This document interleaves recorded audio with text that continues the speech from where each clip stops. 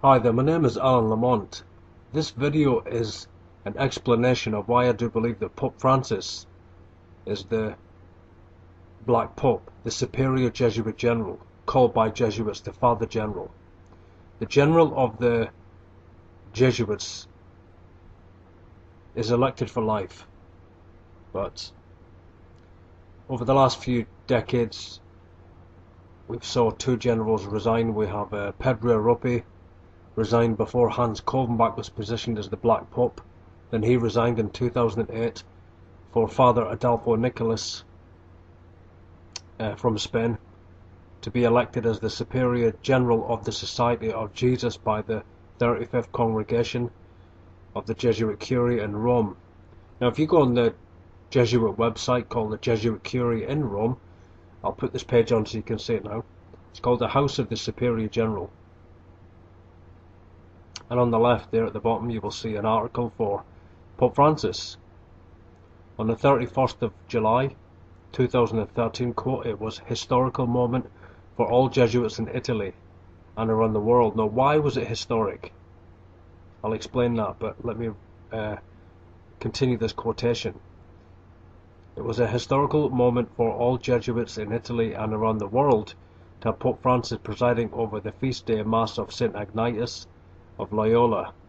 The spectacular view of more than 200 Jesuits from Italy, along with Father General and his council members, concelebrating with the Pope, and over 600 religious and lay collaborators participating in this event. Now, we have today a very unusual situation. We've entered a time that we've never entered before in regard to the Jesuit order.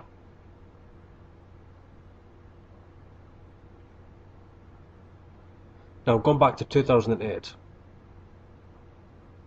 Peter Hans Kovenbach was the Jesuit general of the Jesuit order. He was the superior general of the Society of Jesus. He resigned, supposedly, according to reasons of ill health.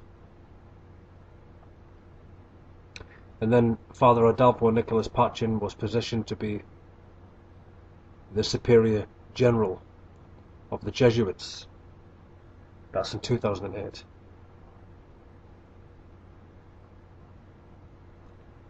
And so with everyone looking at the Jesuits over the last few years, exposing the fact that they do control the New World Order, they're behind the Vatican, they're behind the One World Government, they're behind all of these interlocking groups that govern the New World Order. It's the Jesuits that have global governance. They control the One World Government. And the Jesuits realized that eventually people would be aware of this, because they're positioning their presidents and prime ministers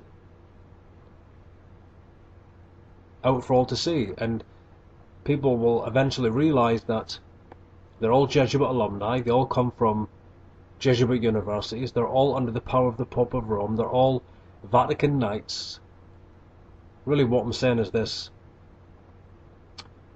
eventually people would realize that really the Jesuits do control all governments. They have complete control over the governments of the earth, because, I mean, even look at the European Union, look at Herman von Rompuy, you know.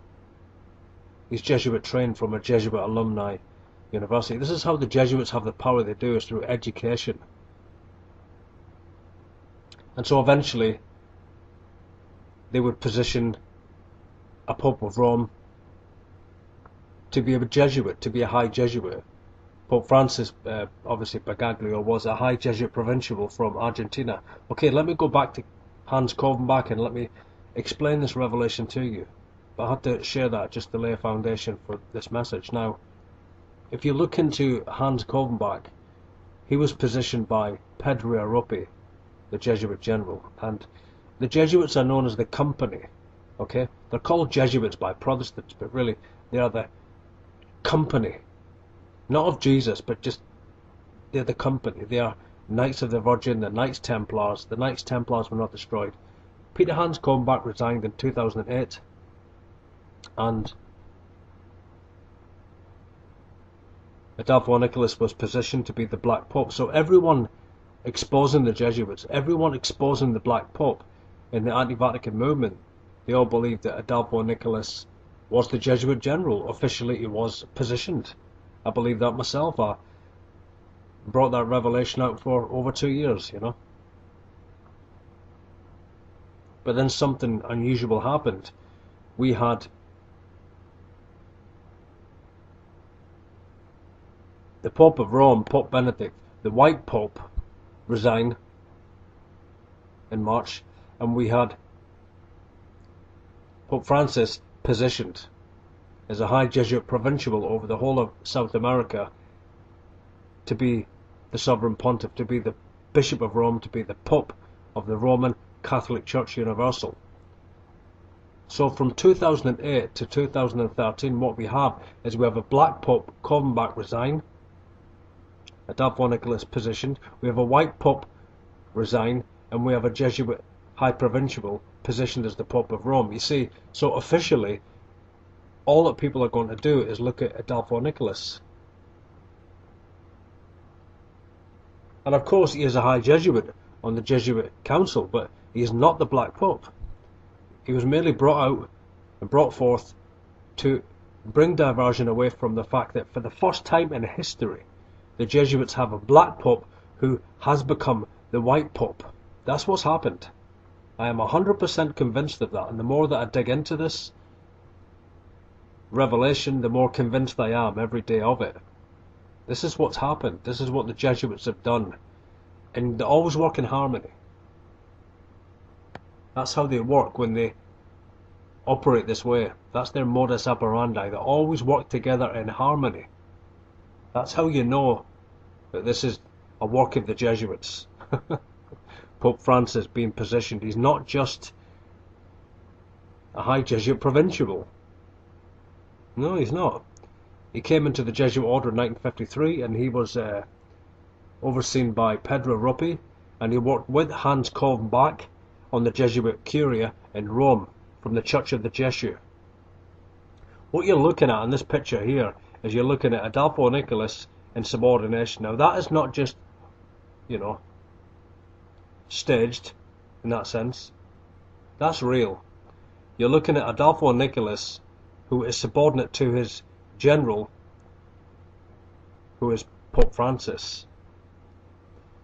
And we see here in these pictures that Father Adolfo Nicholas is not wearing his Jesuit general garments the way that he normally does, because he's standing before the general. He's dressed like an ordinary provincial. He's dressed as an ordinary High Jesuit on the Jesuit Curia, on the Jesuit High Council, because that's all he is. I believe he governs the Curia, but he's not the general of the company. And if Jesuits are listening to this, you'll understand what I'm saying when I say harmony. This is the way the Jesuits work. You have a Black Pope resign, Covenbach. You have Adolfo Nicholas positioned in the middle of this operation so that everyone officially sees him as the superior Jesuit general. So that when Pope Benedict resigns, suddenly no one was prepared for that, and then we have Pope Francis being ordained as the Pope of Rome. So this is the way the Jesuits work. Always in deception, always in diversion. That's how they work. Okay.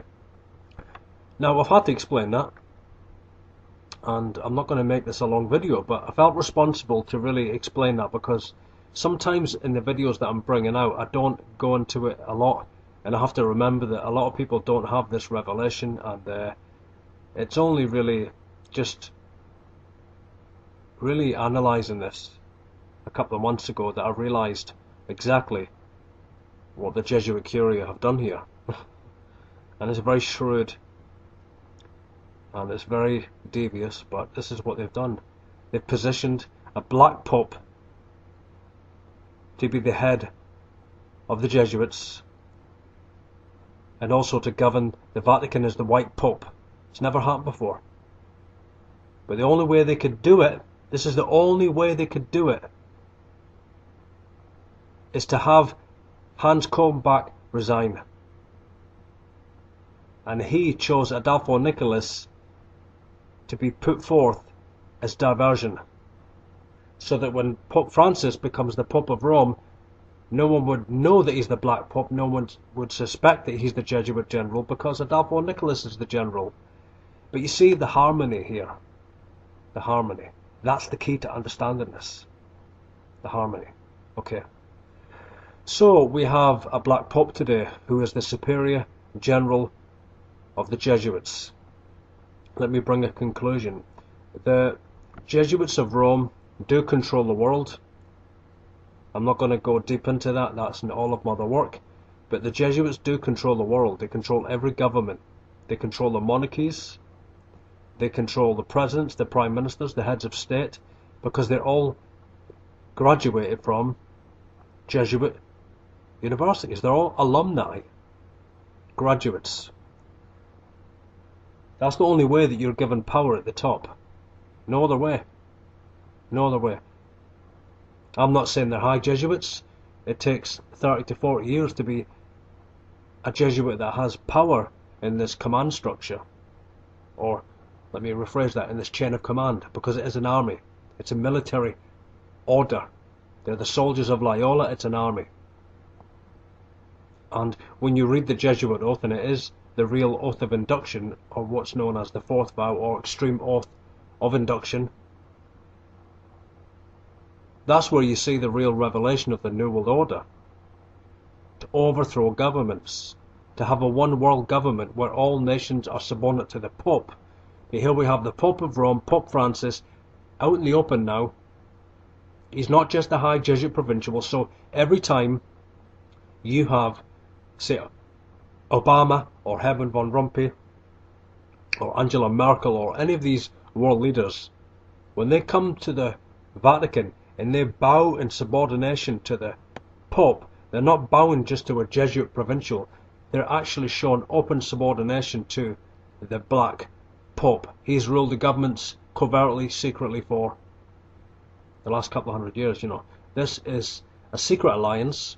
This is a secret covenant between the monarchies. It's also known as the Holy Alliance. That's another name for it.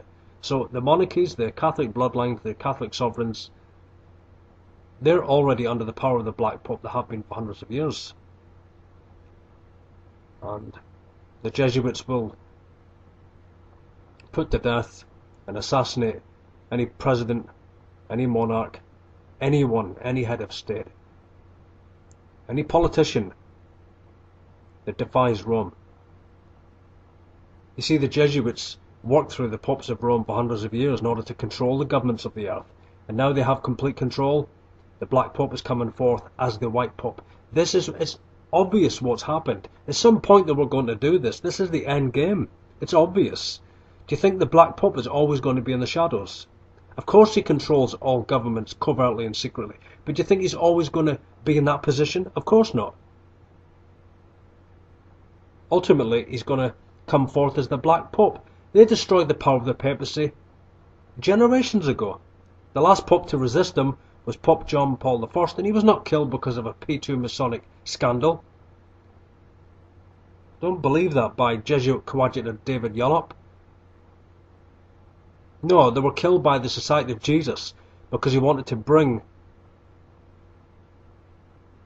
restraints upon the Jesuits. He wanted to limit the power of the general.